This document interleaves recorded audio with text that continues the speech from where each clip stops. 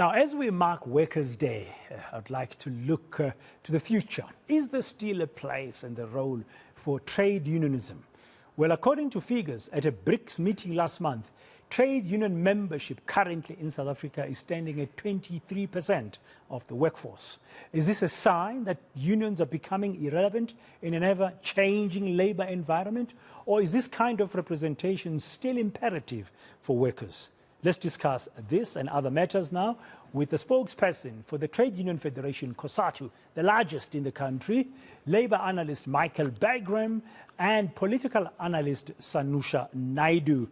Ladies and gentlemen, welcome to today, and thank you very much for your time on this Workers' Day. Let me start with you, Sizwe, wishing you a happy Workers' Day. We know there are many challenges that the workers are facing in South Africa today. We've had the president of Cosatu, Sanusha, speaking earlier and highlighting a number of issues.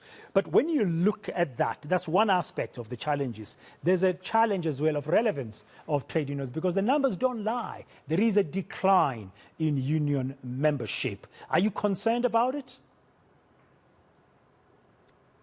Indeed, yes. We are concerned about it. It is unacceptable that all unions and federations combined have been able to organize less than 30% of the workforce.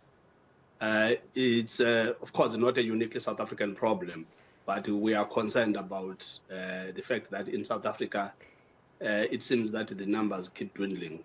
Of course, this also reflects the state of the South African economy in general, in the sense that we are hemorrhaging jobs at an alarming rate. And amongst those people who are losing jobs, some of them happen to be our members. But also the landscape in general has changed and changed dramatically. If you look at the casualization of the workforce that has happened over the last 3 decades. Many workers are not permanent where they are employed.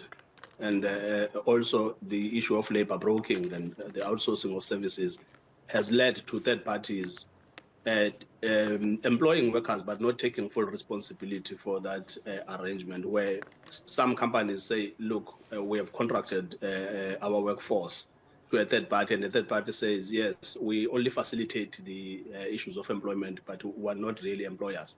So there are many, many, many factors, and of course, there are issues of unions themselves.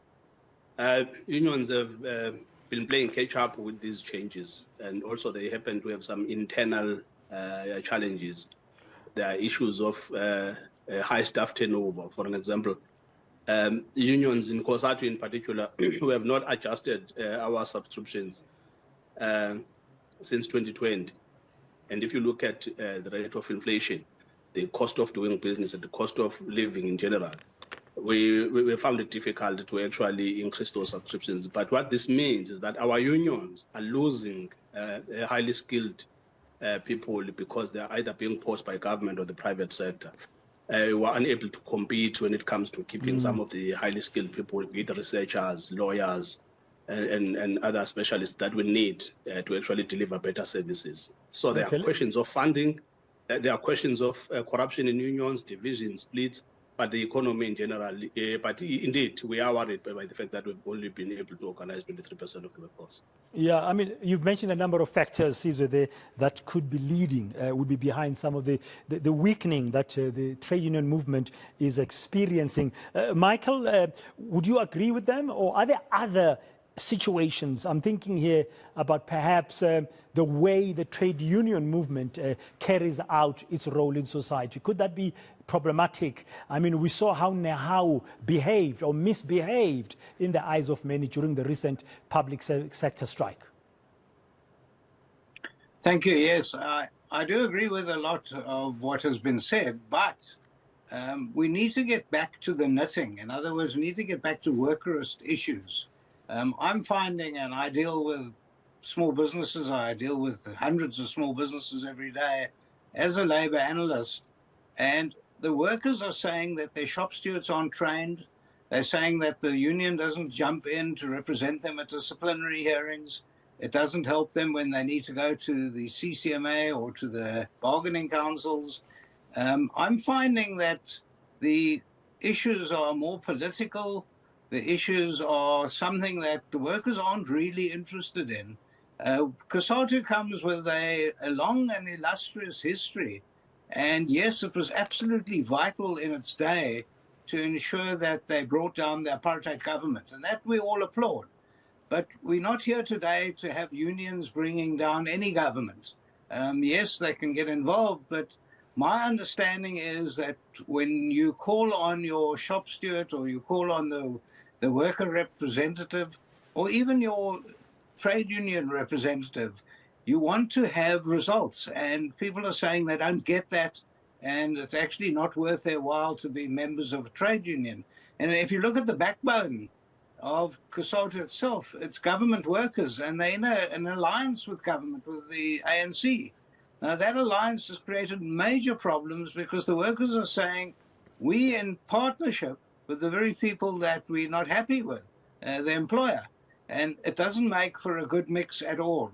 I think they need to go back to the drawing board, have a look at what trade unions really ought to do, and to forget about possibly the politics and forget about getting positions in parliament and all that sort of stuff. It's a real difficult conundrum that Cosatu finds itself in today. We'll explore that question a little bit earlier. Thanks, Michael. We'll explore that line of questioning a little bit earlier when I'm going to ask Sizwe Pamla some question around that. But from a political perspective, Sanusha, have the politics of the tripartite alliance undermined effective trade unionism, for example, under Cosatu, the biggest federation? Good afternoon, Dan. Good afternoon to colleagues and viewers. I think it's a very potential and a very important question to argue in terms of where the tripartite alliance is right now. We do recognize the tensions in the alliance. I think for a number of years, particularly after '94, in terms of the utility, the relevance and the placement of the alliance in the context of the body politic of the state, but also in relationship to the ruling party. I think it played a very significant role, and it still does play a significant role. However, I think that significant role is actually now being reviewed. And you see this in the context of the social attitude survey that the Human Sciences Research Council does. You see this where the partners, particularly the Communist Party and Labour, have raised questions about the utility of the alliance in terms of whether or not they're getting value for money, the value proposition, but also in terms of whether they are going to continue this level of endorsement of the ruling party when it comes to the electoral landscape. And this has been a very contentious, if not politically sensitive question. And we do know that that raises a number of particular issues with regard to whether the SACP is going to now field itself as an independent political party, whether Labour would then see, and particularly Cosatu, would see this as the basis around which they will now have to decide whether they how they want to actually predicate and fashion their alliance both with government and the ruling party and the ANC as a political party, and then, of course, the SACP. So it becomes quite an invidious position, and I think the point raised by Michael is very important in terms of the catch-22, not just for the political landscape of the country, but I think for the alliance partners themselves in terms of what is the recalibration of their role in the context of a political landscape where we're reaching the 30-year anniversary of the post-apartheid state, but also in terms of the fact that it's about the challenges in how do you reinvent yourself or how do you remain relevant.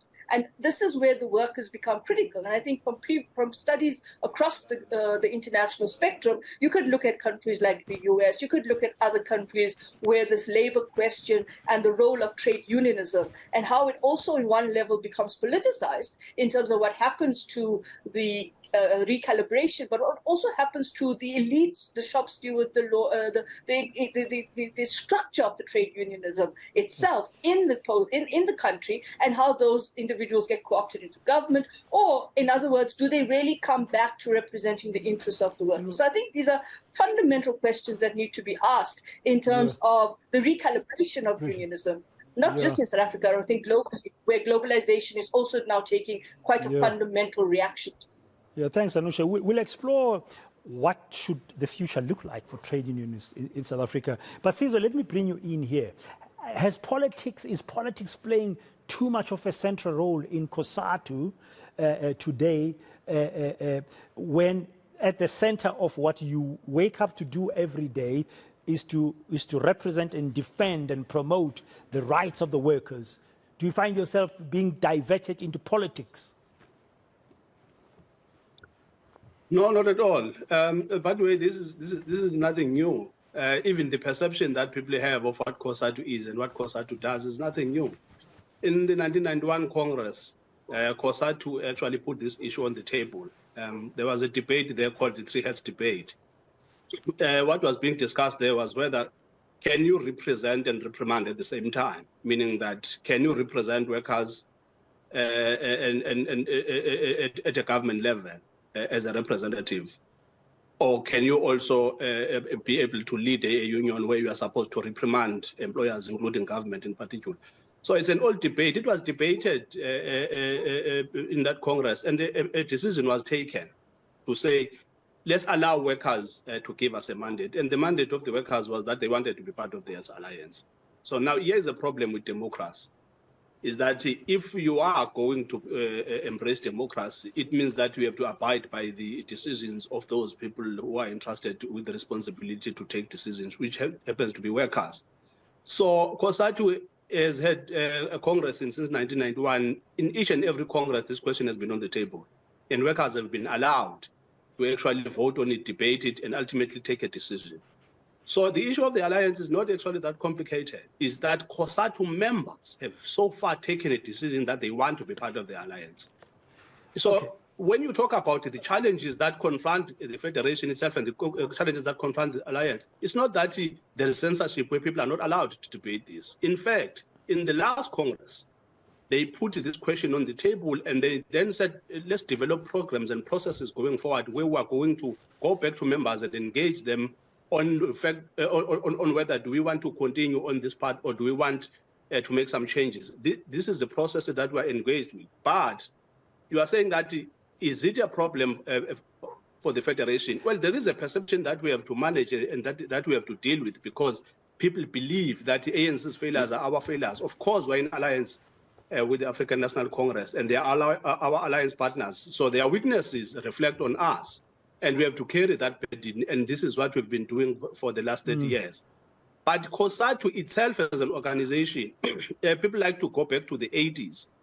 Well, the 80s were a totally different era when it comes to trade union organization. We had a closed economy where many of the employers were domestic employers. So after 1994, there was an opening up of the economy. When you talk about globalization, it has had a lot of impact on the economy. As a result, unions had to play catch up in terms of learning, including the funding. We agree that if you go back to shop floors, shop stewards are struggling to keep up with the demands. But in the 80s, again, there were civil society organizations and international organizations that were very generous in funding shop steward training. I raised the issue of funding early in my comments because it is important for people to appreciate, to say, unions do not actually have the resources that people think they have.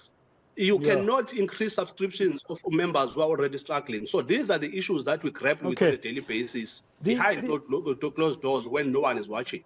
Yeah, thanks for reminding us of historically where you've come from as Cosatu in terms of staying with the alliance, that it's your members who decide that they want to stay in the alliance. But from the outside, and I will get the views of Sanusha and Michael after yours, Sizwe now. From the outside, it looks like since 1994, with the dawn of democracy, Cosatu has had access to power, national political power, in terms of government because of that alliance. And that seems to have played into the hands of you continuing to support the ANC while you criticize your alliance partner for its failures, but you carry on. Your members carry on wanting to be seen to be there.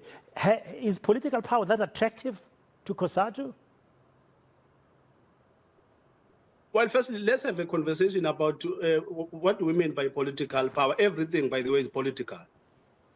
So people like to say that if Cosatu was independent, Cosatu will be much more effective. How many federations are outside of the alliance? And how effective are they? Why is it that those people outside of the alliance have not been able to do what Cosatu has failed to do? Why is it that they've not been able to organize the 70% of the workers who are available and that we say we are trying to make sure that those workers are organized? So this comparison is also a problem, because people pretend as if Cosatu is the only game in town. No, there are federations that are as old as the democracy itself. Some are older than the democracy itself. So there are unions outside of the alliance. So they have not performed better, because the very same problem that confront Cosatu, they also confront them, and none of them are political in nature. The temptation is to politicize Cosatu as weaknesses because Cosatu happens to be in an alliance.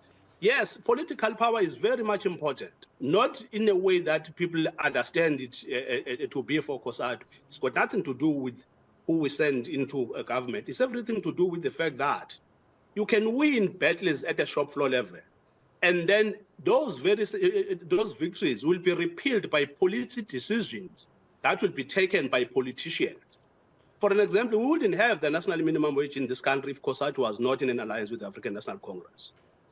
Number two, we will not be sitting here talking about the fact that workers are going to have a pension withdrawal scheme where they are going to withdraw 30% of their money to actually receive a bailout from their retirement savings if Cosatu was not in a political alliance. Some of the victories and the progress that the Federation has been able to make over the last 2 decades came as a result of the fact that we are part of a political alliance, yes, because whatever is it that happens at the workplace is going to be affected by what happens outside. And politics is very important in taking those decisions. Politics is important for Cosatu. No, thanks for highlighting some of the benefits for yourselves. Michael, when you hear that, what do you think? Here's my thought, before you answer, Michael, is if the ally, the ANC, was no longer in power at some time in future, Cosatu will struggle to get some of these benefits or some of these successes, achievements that Sizwe has just outlined, like the minimum wage, like the pension payout. I don't think that's absolutely correct at all. The minimum wage was not Cosatu driven. It was driven very strongly by the ANC, and I don't think it was Cosatu driven. But if you have a look at what's happened at the last few congresses, at the last few meetings, whenever politicians have come to address the workers, the rank and file, not the leadership of Cosatu, they've been booed off the stage. They've not been allowed to talk. Those are real workers talking. That's the real thing. It's not so much the vote taken by the leadership of Cosatu, and I don't agree. I think the workers are starting to see a problem. And that problem is that they're not getting workerist issues put on the table. And the reality is, and I go back to it, the reality is a trade union is there to represent their workers, to make sure that the workplace, they have all their rights properly followed through, that the people get advice, that the shop stewards get training. All those are bread and butter issues for trade unions around the world. Trade unions are absolutely vital for our economy. I'm a very strong proponent of the necessity for the trade union movement, and I think they're shooting themselves in the foot. There are other trade union umbrella bodies that are rising. I mean, we just have to have a look at what Mr. Vavi has put together. And they're starting to challenge, because they're challenging Cosatu to the extent that I think that Cosatu will shrink more and more. Okay, Michael, let me cut you in there. We've got less than 4 minutes left, and I want to give each and everyone an opportunity to say. So, future-wise, Sanusha, Michael says we need trade unions. They're vital for economy. Future-wise, what kind of trade union regime should we be having? Should we have one that would continue, for example, like Cosatu, to be in alliance with the governing party? Or should we have strong, standalone, independent unions that represent the country? And is that good politically? I mean, I think an independent kind of approach is important, because I think what Cosatu has done in terms of where it was in the first 30 years of this democracy is that it has played its role. It's crucial. But I think you've also got to take into account the surveying of the landscape. And the landscape is changing rapidly. It's changing not just because of our domestic environment. It's changing because of the way in which work is being reorganized, reorientated in the context of where the economy, just not only in South Africa, but globally as well, is also being recalibrated.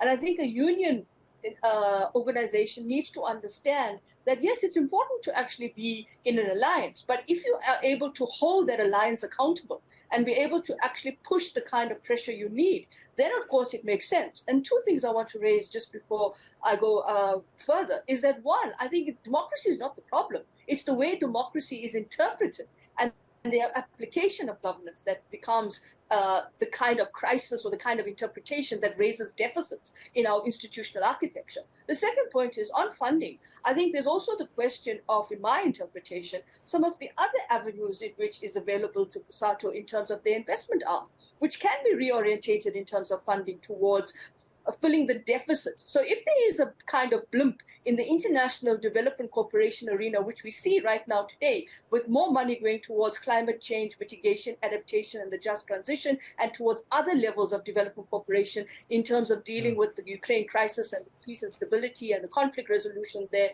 then we have to think about where is Cosatu's investments going and how that can be reformulated in the context of filling that deficit. And the last point to make, and that's a feature of an organization going forward as a labor movement. Yeah. Sizwe, you know, as Sanusha is talking there, I'm remembering in the early days, Cosatu had Kopano Investments. I think it was called Kopano Investments. And the NUM has Mine Workers Investment Company. So you mentioned funding. I mean, surely you can access some of that very briefly. Yeah, just before I answer that, I'm not going to leave here without correcting Michael for saying that the ANC actually posted the national minimum wage. That's nonsense. Even the ANC itself will never say that. Cosatu has been talking about the national minimum wage since it was founded in 1985. So I just want to make sure that I correct him.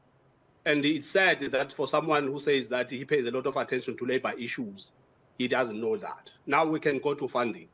Now, on the issue of funding, look, I was raising the issue of funding because, of course, there are investments and they do a lot of work. And some of them actually do have some serious problems, which is why also some of our unions have been struggling, is because these investments have also created quite a lot of chaos in some of the unions. But we have got some very good investment arms. You can look at a union like Cosatu, the Textile Workers Union of Cosatu, for an example. It's doing wonderful work in educating the kids of their members. Doing a lot of work when it comes to funding Cosatu, for an example, when it comes to issues of research. They've been very helpful even on issues of litigation where we need to go to court. So there is there is some level of support. You do have a level of support, Sizwe. Thank you. Just to conclude, you see a vibrant future for yourselves as Cosatu, still in alliance with the ANC? You're going to support them next year's general election? Like I said, we as officials and leaders do not have that mandate. Workers will decide what they want to see happen with their organization. They own it. We will all come and go into Cosatu. Cosatu will remain. The future of Cosatu is really dependent on its members. The members of Cosatu will be the ones who determine the future of Cosatu. As things stand, we don't have the power to change the mandate that was given by the 14th National Congress. Only the 15th National Congress will be able to tell us otherwise. But we do have ongoing debates internally about what becomes of the alliance and how do we reconfigure it and what kind of an alliance we want to have going forward. Okay, thank you very much, Sizwe, Sanusha, and Michael. I mean, one agreement that comes across is we need the trade unions, you know, but we need them to be playing a particular role in terms of the workers. Independence might be the way to go, Sanusha says, but the alliance is still alive and well. And Sizwe reminds us that it's not up to him and the officials like Zingi Swalosi of the federation who must decide. It's the members. Thank you very much for your time this afternoon, Sizwe, Sanusha, and Michael, on this Workers' Day, as we were reflecting on the future place for trade unionism in our country on this International Workers' Day, May Day, as it is also popularly known.